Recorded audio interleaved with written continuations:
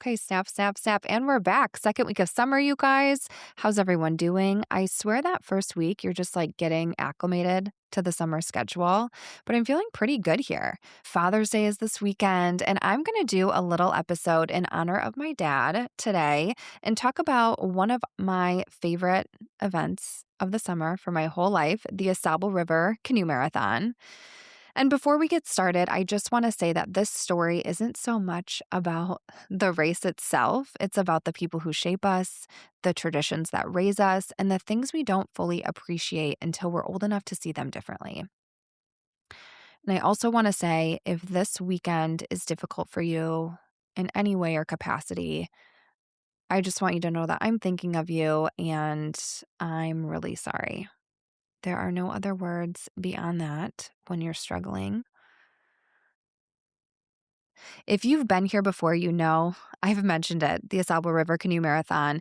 It is a 120-mile canoe race in northern Michigan that happens every year at the end of July. A quick Google search will tell you that it is the toughest spectator sport in the world. What's pretty incredible is my dad has been racing this race for 40 years, and I was lucky enough to race with him twice. If you've ever ran a marathon or have done any Ironmans, things like that, you know you have to have a certain level of training just to show up and also grit to get you across that finish line. I have seen a few running marathons, and I think the Chicago Marathon was the coolest. And maybe one thing I can compare in terms of watching every spot.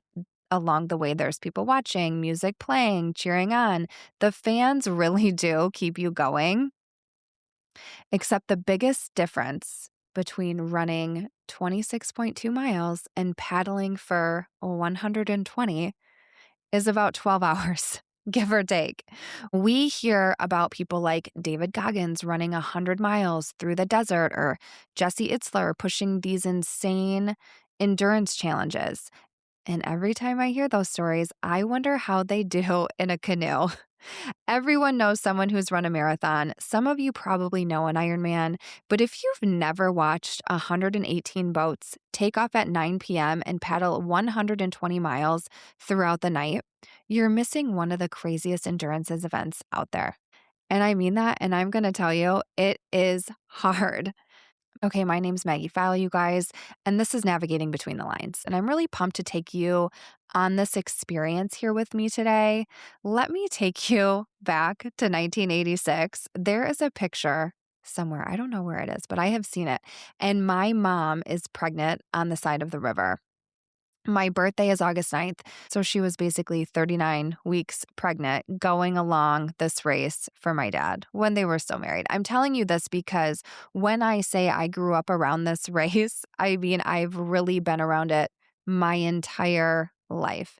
The paddling community is a community that when you're in it, you're in it, and it feels like the biggest thing ever. But if you aren't, it's likely you've never ever heard of this race, which is insanity to me, but I get it. We watch shows like Alone, Survivor, Ninja Warriors, but somehow there is no nationwide coverage on the canoe marathon. And these athletes that race it, they are pretty incredible. So imagine it's the last week of July, northern Michigan, Saturday night in a small town called Grayling, Michigan. Last year was the 77th year of this canoe race, and there were 118 boats. So just to give you a little visual, if you know nothing about this, there are two people in the boat. You have a team. Imagine 118 teams. They are lined up in order of their sprint time that they did earlier that week. And there are 5 boats in a row. So however many lines there are, rows there are of those. And when the cannon goes off at 9 p.m., everybody races to the river for the start of the race. And yes, I said 9 p.m. This race goes all through the night with different pit stops along the way. A pit stop is a place where your feeding team drops you whatever food and drink that you're drinking throughout the night. It's not like a stop and hang where you're chit-chatting. It is literally you're paddling by and they just drop it into your lap and you keep going. And there's barely any fuss. Every athlete prefers different stuff, and some few teams consist of 2 people, while others have a whole caravan to make sure everything runs smoothly. So, this is a race, and the winners typically finish in about 14 hours. And then it goes, up from there. If you're following the race along the way throughout the night, Mio Dam is really exciting. That's like a 2 a.m., 3 a.m. spot where the paddlers get out of the boat for the first time and they have to portage and run down the dam back into the river. I will tell you what I remember is as soon as I could run, I was up there in the middle of the night and I was running down that portage with my dad. It's definitely some of my favorite memories. Those are the ones I will hang on for life. And now also getting to watch my kids do that is really, really cool. This is also the spot where a lot of spectators call it, and it feels like a long time until the sun comes up again. The first time that I did this race was in 2011, pre kids, pre marriage, all of that. The store was just 2 years old, and somehow I found the time to go north and train every week. I guess that's where my priorities were, but I still think, like, how did I manage all of that at that time? They say you need to have 100 training hours in the boat to be ready. I think I got 98. There was never a doubt in my mind that I could finish this race because I had my dad with me. And if you know Bill Taranjo, you know he's going to finish this race. They have cutoff times along the way. And we were getting to the end, and my cousin Billy said something like, we better hustle up because we were pushing that time, that cutoff time. I remember my dad like turning around. He was shocked because it's never happened to him before. But listen, we finished that race in 18 hours and 2 minutes with 58 minutes to spare. 3 p.m. the next day, nobody left really at the finish line except our fan club, which was all I needed. My poor dad, the longest marathon of his life. One thing about my dad, I got to tell you, he still holds a record from this race from 1993. He never got the win, which I always wish that for him, but his list of stats, and can I call it loyalty to this race, is incredible. You can be the strongest person and win a bodybuilding contest. You can do the ultra marathons. You can be in really, really great shape, but there's something different about paddling. Not everyone that wants to do it can do it. And every year, someone new watches the race for the first time and says, I'm going to do that next year. And they do, and the next generation of paddlers come in. And now my dad is one of those legends that it's an honor to paddle with him. He's not the fastest guy anymore, but he's still tough as shit and fast. Okay. I think he was like 12th last year, which is insane. I'm going to look it up. Hang on. I'm going to look it up really quick. Yeah, he was 12th, 15 hours and 19 minutes. The winners last year came through in 14 hours and 17 minutes, if that gives you just a little bit of a visualization. I cannot say that word. Visualization. Whatever. You know what I'm talking about. There's a few paddlers along with my dad that they've done this race so many times. He knows that river like the back of his hand. So I'm going to take you to 2023. It was the summer after my mom had died, and I said, Dad, let's do this again. There's this fear in grief, but also the realization that these moments aren't guaranteed forever. You got to take the opportunity when you have them. Another thing about my dad is he is a handshake guy, and he told me he had already shook with someone about that race and commitment. And I said, well, I'm really sorry, but I got to pull the dead mom card here because I think I need this. So now it's 11 years later. I actually felt stronger than I did at 25. But you know what I had was determination. I'm so thankful for the paddlers down here in West Michigan that took the time to paddle with me when, I'm not that good, okay? But I put in the time, I ran, I did 5 a.m. wake ups to get my hours in before the kids would wake up. I drove north and back to get better. At the end of the day, I'm just not a paddler. Like, I have paddled this race twice, and that's amazing, but I'm not. These people are doing it like all year round, As much as I say I've got those good Taranjo genes, I just didn't get the paddling gene, okay? But like anything, the crowds get you through those first hours. I actually think it's harder to watch the race than paddle it in different ways, of course, but your adrenaline pumps so much while you're in it. And it's so fun. Like, I will say, like, it's just one of the funnest things ever. That first leg of the river, basically all the way to Mayo, all the homes on the river are out cheering and pushing you along. They know your boat, they see your number. And lucky for me, everyone knows my dad. Quick side story, when Grandma Marge was still alive, back in those early days when I was younger, she would always host the pre-marathon party, and she would force all of us kids to nap. I can remember she'd be like, "You guys have to go lay down." But then any stop along the way we would stop, she would always squeeze herself in through the crowds, and she would say, "Do you know who I am? I'm Bill Taranjo's mother." And I think about that every single year. She was the best. But after Mayo, okay, it gets cold. The temp drops.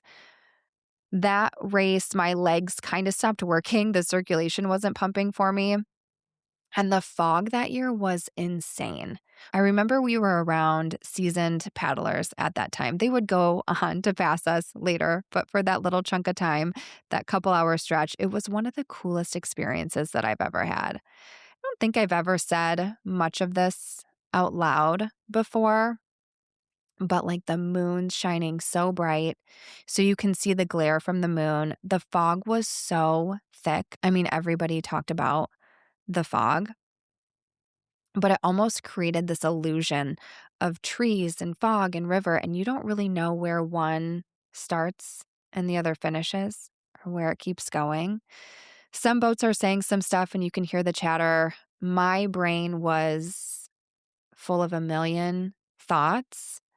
And then for a minute, it felt like the whole world got quiet. Here I am with my dad, looking up at the night sky, searching for any signs of my mom. I guess I don't know what everyone else thinks during that time, but I was really deep in my thoughts about all the people who have passed before me and the gift that I had to be out there competing. Competing is a loose term, but being out there with my dad in this race. And then the sun rises and the temp warms up and the crowds are awake again. And it's like, hell yeah, we made it. Let's get to the finish line. I already told you we were super slow, but at the end of the day, who cares? Not me. My friends came and cheered me along the way. You know, it made it to the finish line. There was a Bacardi and Coke waiting. My family was waiting. There were so many emotions at the end of that race because it was just one, my kids got to see me complete one of the hardest things I've ever done. And then my family's there just beaming, so proud again that we made it down these 120 miles.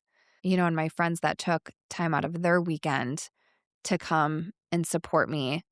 I remember walking back to the truck and they literally peeled my leggings off for me. My legs were not working, so I really needed help. So the support was unmatched. Okay. Thank you.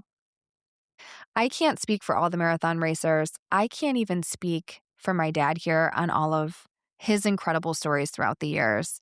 If you're super into this, there is a marathon podcast and stats everywhere I can link for you if you want to know more about that stuff.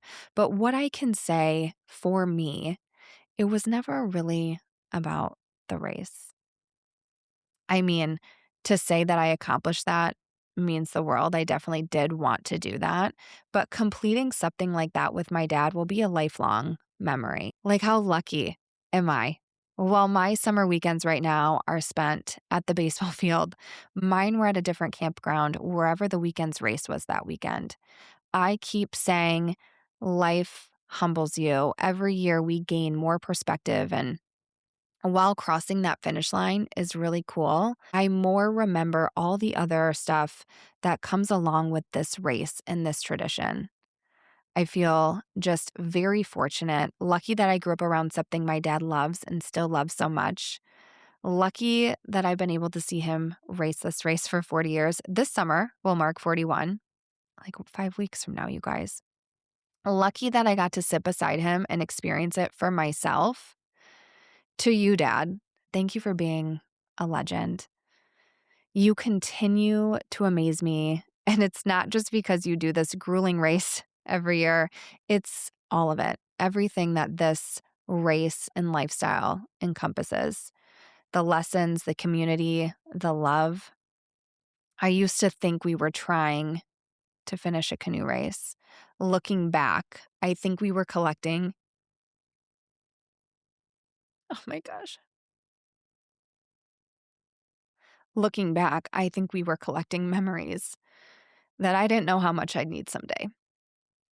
You already know what I'm gonna say here. Life isn't really made up of the big moments, it's made up of all those miles in between. Happy Father's Day, Dad. Thank you for every mile, and I love you so much.